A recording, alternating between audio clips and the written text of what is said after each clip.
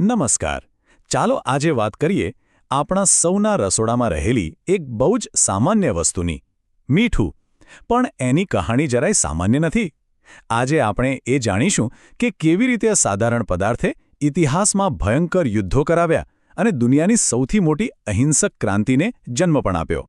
સવાલ સાંભળવામાં કદાચ વિચિત્ર લાગે, ખરું ને? કે એક ચપટી મીઠાની તે વળી શું કિંમત હોય? પણ ઇતિહાસ એનો જવાબ આપે છે.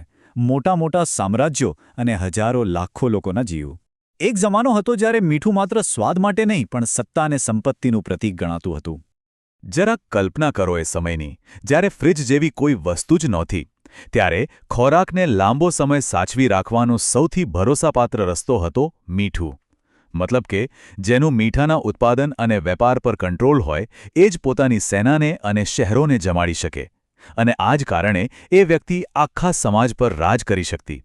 એટલે જ તો મીઠું સોના ચાંદી જેટલું જ કિંમતી બની ગયું હતું. ઓકે, તો ચાલો હવે ઇતિહાસના એ પાના ફેરવીએ જે મીઠાને કારણે લાલચોળ થયા હતા. હા, આ યુદ્ધોને ઇતિહાસમાં મીઠાના યુદ્ધો તરીકે જ ઓળખવામાં આવે છે. અહીંયા જુઓ, આ માત્ર અમુક ઉદાહરણો છે.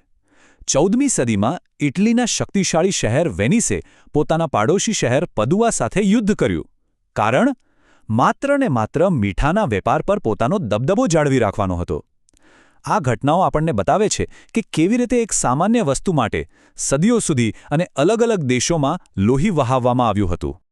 તો સવાલ એ છે કે આ બધા યુદ્ધો પાછળનું મૂળ કારણ શું હતું? જવાબ એક જ શબ્દમાં છે: એકાધિકાર. એટલે કે મોનોપોલી. જે કોઈ મીઠાના સપ્લાય પર સંપૂર્ણ કંટ્રોલ મેળવી લે, એ પછી મન ફાવે એવી કિંમત વસૂલી શકે. 1304માં વેનિસે જે કર્યું એ આનું જ એક મોટું ઉદાહરણ છે. એ લોકો પોતાનો એકાધિકાર જાળવી રાખવા કોઈ પણ હદ સુધી જવા તૈયાર હતા. અને આ મીઠાનો પ્રભાવ કે યુદ્ધના મેદાન પૂરતો જ નહોતો. ફ્રાન્સમાં ગાબેલ નામનો એક અન્યાયી મીઠાનો કર હતો, જેનાથી લોકો એટલા ગુસ્સે ભરાયા કે એ ફ્રેન્ચ ક્રાંતિના મુખ્ય કારણોમાંનું એક બની ગયું. એટલું જ નહીં, સૌથી ક્રૂર ઉપયોગ તો એ હતો કે પ્રાચીન સામ્રાજ્યો હારેલા દુશ્મનોની જમીન પર મીઠું પાથરી દેતા, જેથી ત્યાં ભવિષ્યમાં ક્યારેય કશું ઉગી જ ન શકે. આ માત્ર હાર નહોતી, પણ અપમાન અને સંપૂર્ણ વિનાશની નિશાની હતી. આટલી બધી હિંસા અને લોહી ખરાબા પછી હવે વાર્તા એક જબરદસ્ત વળાંગ લે છે. આપણે આવીએ છીએ ભારતમાં. અહીં પણ મીઠા માટે એક યુદ્ધ લડાયું, પણ આ યુદ્ધમાં તલવાર, બંદૂક કે તોપ જેવા કોઈ હથિયાર નહોતા. આ સરખામણી જુઓ, આ યુદ્ધ કેટલું અલગ હતું એ તરત સમજાઈ જશે. એક બાજુ હતી તલવાર અને બંદૂક, તો બીજી બાજુ હતું અહિંસાનું શસ્ત્ર. એક બાજુ હતી સૈન્યની તાકાત, તો બીજી બાજુ હતી નૈતિક હિંમત. મહાત્મા ગાંધીએ તો જાણે લડાઈના નિયમો જ બદલી નાખ્યા. આ નવા યુદ્ધ પાછળની જે ફિલોસોફી હતી એ હતી સત્યાગ્રહ. હા, માત્ર એક શબ્દ નથી, આ એક આખી વિચારધારા છે. એનો સીધો સાદો મતલબ છે સત્ય માટેનો આગ્રહ. એટલે કે સત્ય અને ન્યાય માટે દૃઢતાથી પણ શાંતિથી ઊભા રહેવું. અહીં શારીરિક બળની નહીં, પણ આત્મબળ અને નૈતિક હિંમતની વાત હતી. તો આ અહિંસક યુદ્ધમાં દુશ્મન કોણ હતું? કોઈ વ્યક્તિ કે સેના નહીં, પણ એક અન્યાયી કાયદો. બ્રિટિશ સરકારે એક કાયદો બનાવ્યો હતો જેનાથી મીઠાના ઉત્પાદન અને વેચાણ પર એમનો એકાધિકાર થઈ ગયો, અને એમણે એના પર ભારે કર નાખી દીધો. આ કર ભારતના દરેક ગરીબ નાગરિકની કમર તોડી રહ્યો હતો. અને આ જ કાયદાને તોડવા માટે ઇતિહાસની એક એવી ઘટના બની જેણે આખી દુનિયાને અહિંસાની અસલી તાકાત બતાવી.